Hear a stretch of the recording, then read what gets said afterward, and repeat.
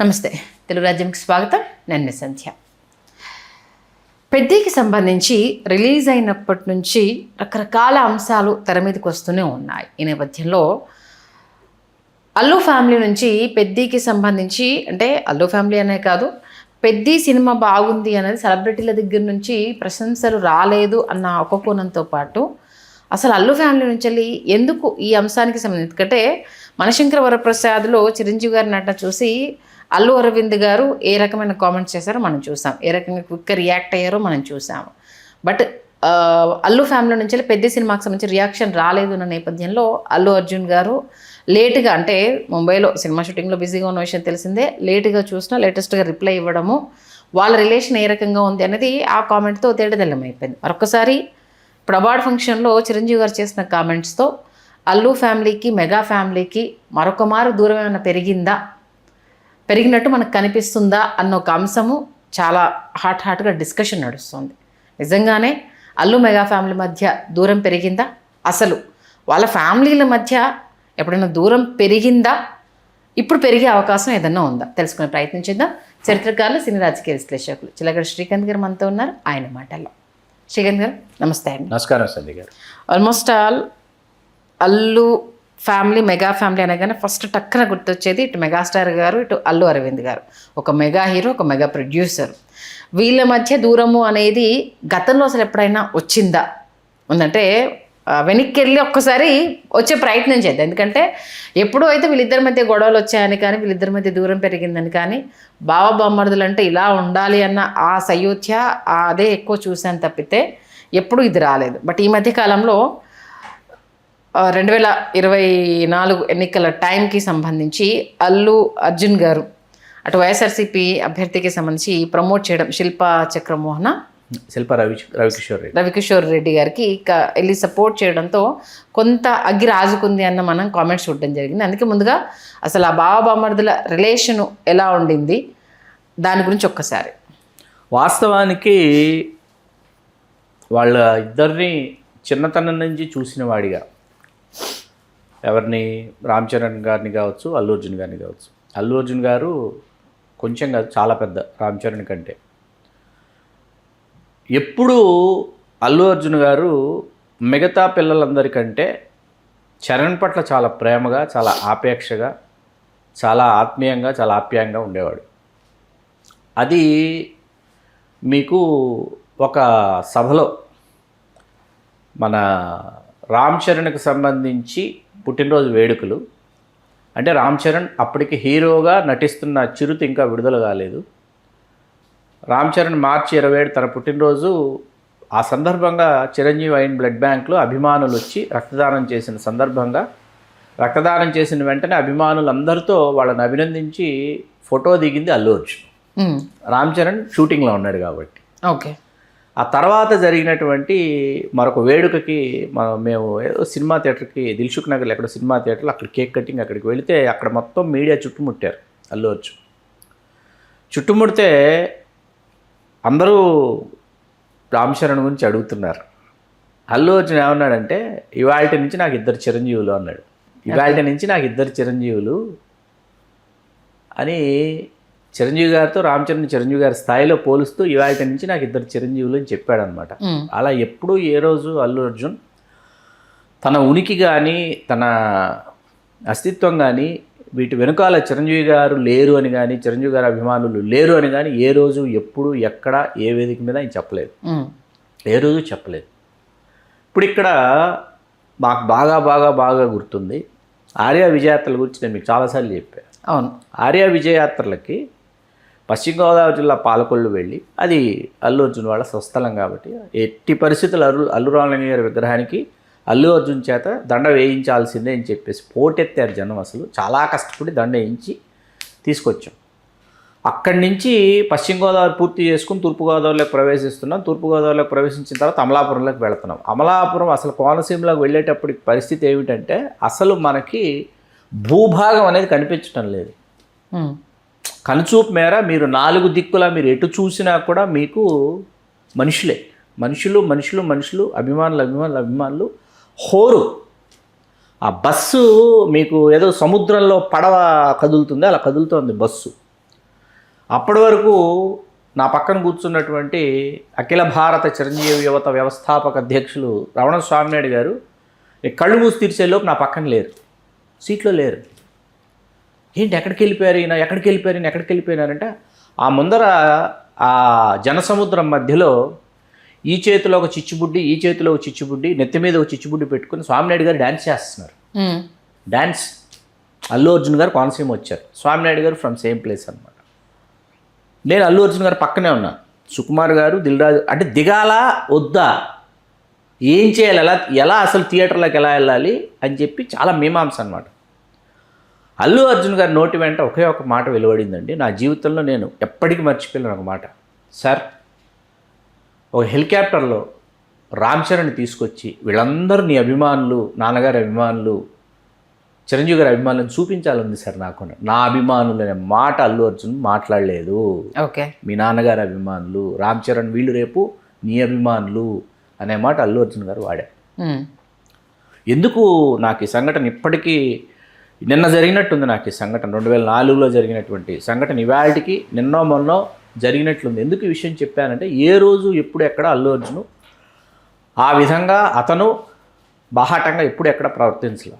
Okay, మీకు ఒక audio వేడుకలో పవన్ కళ్యాణ్ గారి అభిమానులు పదే రెచ్చగొట్టడం, పవన్ కళ్యాణ్ గారి గురించి మాట్లాడమనటం, నేను చెప్పను బ్రదర్ ఆయన అనటం అనేది చినికి గాలివాన్లాగా మారి ఇష్యూ స్టార్ట్ అయింది.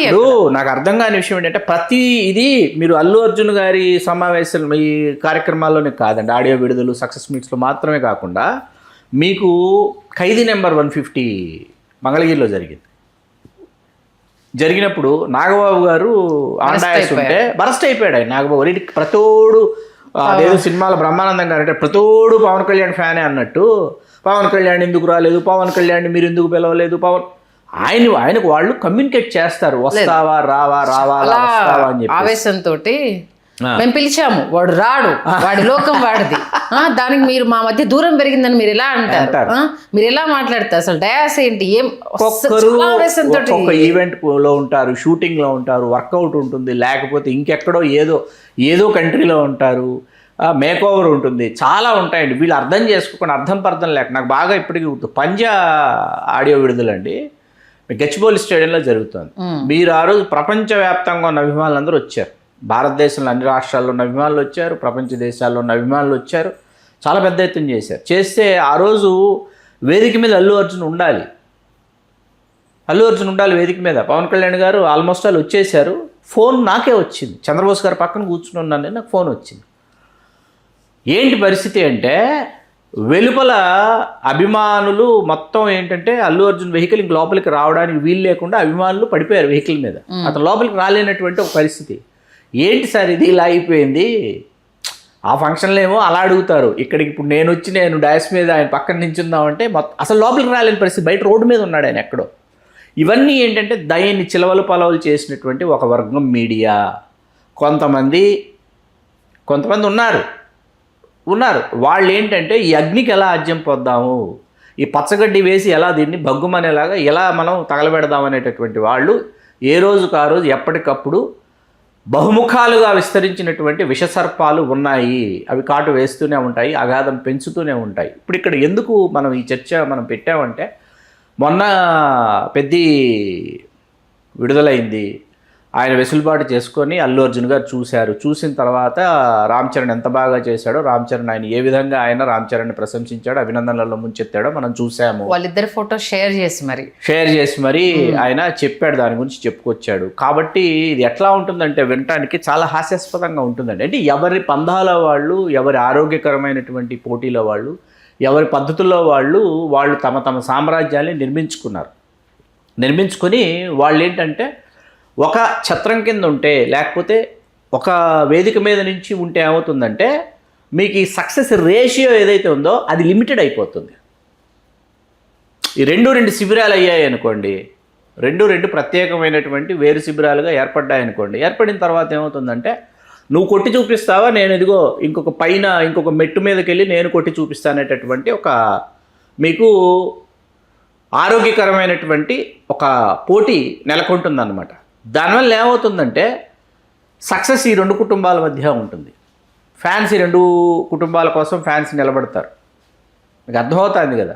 ఇప్పుడు పవన్ కళ్యాణ్ గారు అర్జెంటుగా వాళ్ళు వచ్చి సినిమా చేసేస్తే, లేకపోతే అర్జెంటుగా ఆ సినిమాను మనం చూసేసి, లేకపోతే దానికోసం మనం అర్జెంటుగా ఎదురు చూస్తున్నటువంటి పరిస్థితులు అయితే లేవు. ఇవాళ ఆయనకున్నటువంటి రాజకీయాలు ఆయనకున్నాయి, ఆయనకున్నటువంటి ఇప్పుడు తెలంగాణలో కూడా వచ్చారు, ఆయనకున్నటువంటి పరిస్థితులు అవి ఇవి చాలా ఉన్నాయి. ఆయన పూర్తి స్థాయిలో మానసికంగా సినిమాలో ఈ పాత్రను ఎలా పండించాలి, లేకపోతే ఆ పాత్రను నేను ఎలా పోషించాలి అనేటటువంటి మానసిక పరిస్థితుల్లో ఆయన లేరు. ఇప్పుడు ఇక్కడ చిరంజీవి గారి తర్వాత ఏమవుతుందంటే రామ్ చరణ్, అల్లు అర్జున, లేకపోతే ఎవరు ఏమిటి అనేటటువంటి ఒక చర్చ ఖచ్చితంగా వస్తుంది. ఎందుకు ఈ అభిమానులందరూ కూడా వీళ్ళ ఉనికిని వీళ్ళు చాటుకోవాలి తప్ప వీళ్ళు దీని నుంచి వీళ్ళు వెలుపలకు వెళ్ళేటటువంటి పరిస్థితి లేదు, ఉండదు ఎప్పటికీ. అవును. ఇప్పుడు మొన్న జనసేనలో చేరినటువంటి వాళ్ళు తెలంగాణలో వరుసగా చూస్తుంటే అప్పుడు చిరంజీవి వైట్ బ్లడ్ బ్యాంకుకు సంబంధించి చిరంజీవి గారి స్వచ్ఛంద ఉచిత రక్తదాన శిబిరాలు ఉన్నాయో వాటికి ఒక దశలో సేవలు అందించినటువంటి డాక్టర్ గడల శ్రీనివాసరావు గారు కోవిడ్ సమయంలో తెలంగాణ రాష్ట్రంలో ఎంతో పేరు సంపాదించుకున్నటువంటి డాక్టర్ గడల శ్రీనివాసరావు గారు జనసేనలో చేరారు. అట్లాగే అఖిల భారత చిరంజీవితలో చాలా ముఖ్యమైన పాత్ర గతంలో పోషించినటువంటి స్థానికులు హైదరాబాద్కు చెందినటువంటి మలక్పేటకు చెందినటువంటి బి రాము యాదవ్ గారు ఆయన జనసేనలో చేరారు. ఇట్లా వీళ్ళందరూ ఇక్కడే ఉండాలండి, ఎక్కడికి వెళ్ళటానికి లేదు. ఇప్పుడు అల్లు అర్జున్ గారు 2024 ఎన్నికలు, అల్లు అర్జున్ గారు 2024 ఎన్నికలు అంటే నేను చాలాసార్లు చెప్పాను, తెలుగు రాజ్యంలోనే తెలుగు రాజ్యంలో కూర్చొని మీరు నేనే కూర్చొని మాట్లాడుకున్నది ఏంటంటే, మీకు ఒక వ్యక్తిత్వం ఉంది, నాకు ఒక వ్యక్తిత్వం ఉంది. అవును. మీకు కొన్ని ప్రయారిటీస్ ఉన్నాయి, నాకు కొన్ని ప్రయారిటీస్ ఉన్నాయి. నాకున్న ప్రయారిటీలో నేను నా భార్య స్నేహితురాలు ఫలానా నంద్యాల నుంచి పోటీ చేస్తున్నటువంటి ఫలానా ఆయన భార్య ఆవిడ ఎవరు స్నేహ గారి స్నేహితురాలు. 2019 ఎన్నికల సమయంలో ఆయన పిలిచాడు. అప్పుడు ఆయన అలవైకుంఠపురమో లేకపోతే ఎన్నికలకు ముందు అలవైకుంఠపురం సినిమానో అలవైకుంఠపురం షూటింగ్లో ఉండి ఎట్టి పరిస్థితుల్లో విదేశాల్లో ఉన్నాడు, రాలేను, ఖచ్చితంగా మరొకమారు వస్తాను, మరొకసారి ఎన్నికలకని మాటిచ్చాడు. 24 ఎన్నికల సమయానికి ఆ సమయానికి అల్లు అర్జున్ గారికి వెసులుబాటు కలిగింది, ఆ డేట్ ఖాళీగా ఉంది, వెళ్ళారు. ఆయన వెళ్ళాడు, ఆయన ఎక్కడ ప్రసంగించలా, ఓన్లీ హాయ్ చెప్పేసి వాళ్ళ ఇంటికి వెళ్ళాడు, భోంచేశాడు, హాయ్ చెప్పేసాడు, వచ్చాడు. మరుసటి రోజు అతను ప్రెస్ మీట్ పెట్టి అతను మాట్లాడాడు, ఆ అబ్బాయి మాట్లాడాడు, అభ్యర్థి ఎవరైతే ఉన్నాడో అతను మాట్లాడాడు ఆ రోజు. దానిని వీళ్ళు ఆపాదించేసుకున్నారు. సాయి తేజ్ గారేమో ఇన్స్టాలో అల్లు అర్జున్ గారిని అన్ఫాలో చేశారు, ఇవన్నీ చేశారు. నేను ఏం చెప్తానంటే, ఆయన రాష్ట్ర వ్యాప్తంగా వైకాపా కోసం పనిచేసి ఉంటే ఏ స్టార్ క్యాంపెయినర్ గానో లేకపోతే ఆయన గురించి జగన్మోహన్ రెడ్డి గారి గురించి ఆయన చాలా అద్భుతమైనటువంటి ప్రసంగాలు మరొకటి ఇంకొకటి వచ్చేసి ఆయన స్టార్ క్యాంపెయినర్ లాగా తిరుగుంటే ఒక స్పష్టమైన విభజన రేఖ మీరు తీసుకుని ఇదిగో కుటుంబ సభ్యులందరూ జనసేన, ఆయనేమో వైకాపా అనేసి మీరు నిర్ణయించేసేసుకోవచ్చు. అరవింద్ గారు వెళ్ళారు, చిరంజీవి గారికి ఒకరోజు ముందు చెప్పారు, ఇట్లా ఇప్పుడు వెళితే దీన్ని చెలవల పలవలు చేస్తారని అరవింద్ గారు చిరంజీవి గారికి విన్నవించడమైంది. చిరంజీవి గారు ఎందుకు ఇప్పుడు వెళితే ఇది బయటికి ఎలా సంకేతాలు వెళతాయో తెలుసా, ఏ విధమైనటువంటి సంకేతాలు వెళతాయో తెలుసని చిరంజీవి గారు నొచ్చుకున్న విషయం చాలా తక్కువ మందికి తెలుసు. ఇన్నర్ సర్కిల్స్లోకి వెళ్ళిన వాళ్ళకి తెలుసు అన్నమాట ఈ విషయాలని. ఇప్పుడు అక్కడ అతను స్పష్టమైనటువంటి ఒక పందాలో అతను వెళ్తున్నాడు. ఇప్పుడు ఇక్కడ ఎవరికైనానండి సినిమా పరిశ్రమలో ఏంటంటే విజయం ఒక్కటే ఇక్కడ అర్థమయ్యే భాష. అవును, ఇంకేం అర్థం కాదు. ఇంకెవరు ఏం మాట్లాడినా, ఎవరు ఎంత చెప్పినా, ఎవరు నేను ఎంత ప్రతిభావంతున్నా ఎవరు దాని గురించి పట్టించుకోరు. ఇక్కడ సక్సెస్ స్పీక్స్ అంతే, విజయం ఒక్కటే మాట్లాడుతుంది. ఆ విజయం ఉన్నప్పుడు ఏంటంటే అది ఏం మాట్లాడినా సాధ్యపడుతుంది. ఓకే, అర్థమైంది కదా. ఖచ్చితంగా మనం తెలుగు వాళ్ళం ఈ కుటుంబం నుంచి, కొణిదెల కుటుంబం నుంచి, అల్లు కుటుంబం నుంచి, ఈ రెండు కుటుంబాల నుంచి మనం గర్వించేటటువంటి హీరోలు ఇక్కడి నుంచి వచ్చారు, వీళ్ళు వచ్చారు తర్వాత తరంలో అని మనం ఖచ్చితంగా గర్వపడాలి. ఖచ్చితంగా. అంటే ఈ మధ్య కాలంలోనే ఈ వార్తలు వస్తున్నాయి. గతంలో అసలు ఇలాంటివి ఎప్పుడన్నా విన్నారా? లేదు, ఎప్పుడు వినలేదు. ఏ రోజు వినలేదు. అంటే ఓన్లీ 5-6 years నుంచి అని అంటే మొన్న అల్లు శిరీష్ నిశ్చితార్థ వేడుక కావచ్చు, ఆ తర్వాత వివాహ వేడుకల్లో కావచ్చు, అల్లు అర్జున్ రామ్ చరణ్ ఎంత కలివిడిగా ఉన్నారో చూసిన వాళ్ళకి తెలుసు. స్వామిమాలలో ఉన్నా కూడా వెళ్ళి ఆయన విష్ చేసి కాక్టైల్ బిఫోరే వెళ్ళి ఆయన కలవడము, విష్ చేసి రావడము, ఆ తర్వాత మెగా ఫ్యామిలీ అంతా వెళ్ళి మ్యారేజ్ ఫంక్షన్లో ఉండడము, పవన్ కళ్యాణ్ గారి తరపు నుంచి వెళ్ళి అన్నా లేజ్నోవా గారు ఫంక్షన్లో పాల్గొనడం, ఇవన్నీ జరిగాయి. కాకపోతే ఏంటంటే జైల్లో వేసినప్పుడు కావచ్చు, అంటే ఆ ఇన్సిడెంట్ పుష్ప సినిమా దానికి సంబంధించి చిరంజీవి గారు వెళ్ళారు కదా, చిరంజీవి గారు వెళ్ళారు. అంటే ఎక్కడ రియాక్ట్ అవ్వలేదు అన్న ఒక కోణము అప్పుడు చిరంజీవి తెర గారు మీదకి ఇంటికి రావడం వెళ్ళారు, జరిగింది. చిరంజీవి గారు ఇంటికి వెళ్ళారు కదా ఒక మన భలేవాళ్ళు. మేనత్త వెళ్ళి విష్ చేసింది, అల్లు అరవింద్ గారు స్వయంగా సురేఖ గారిని తీసుకెళ్లి అర్జున్ని కల్పించడము. ఈవెన్ వాళ్ళ అత్తగారు చనిపోయినప్పుడు సురేఖ గారి అమ్మగారు అల్లు అయ్యో అరవింద్ గారి అమ్మగారు చిరంజీవి గారు ఆ రోజు చిరంజీవి గారు ఆ రోజు చిరంజీవి గారు ఆ రోజు ఉదయం నుంచి సాయంత్రం మామ అల్లుళ్ళు అక్కడే ఇద్దరు ఉన్నారు. పక్క పక్కనే కూర్చున్నారు, అన్ని సపర్యాలు మామకు అల్లుడు చేశారు. ఇంత ఉన్నా కూడా ఎందుకు ఏదన్నా చిన్నది issue అదే రాగానే చెప్పాను కదా, ఒక వర్గం family మధ్య మీడియా విభేదాలు. ఒక వర్గం మీడియా ఏంటంటే దీని మీద బతుకుతున్నటువంటి ఒక వర్గం మీడియా ఉంది. ఉమ్, ఒక వర్గం మీడియా దీని మీద బతుకుతోంది అనమాట. వాళ్ళు బతకడానికి వాళ్ళకి కావాలన్నమాట, Okay. సరంజామా కావాలి, ఉమ్, ముడి సరుకులు కావాలి వాళ్ళకి. ఉమ్. వాళ్ళకి ఇంతకు మించిన ముడి సరుకు ఇంకేముంటుంది?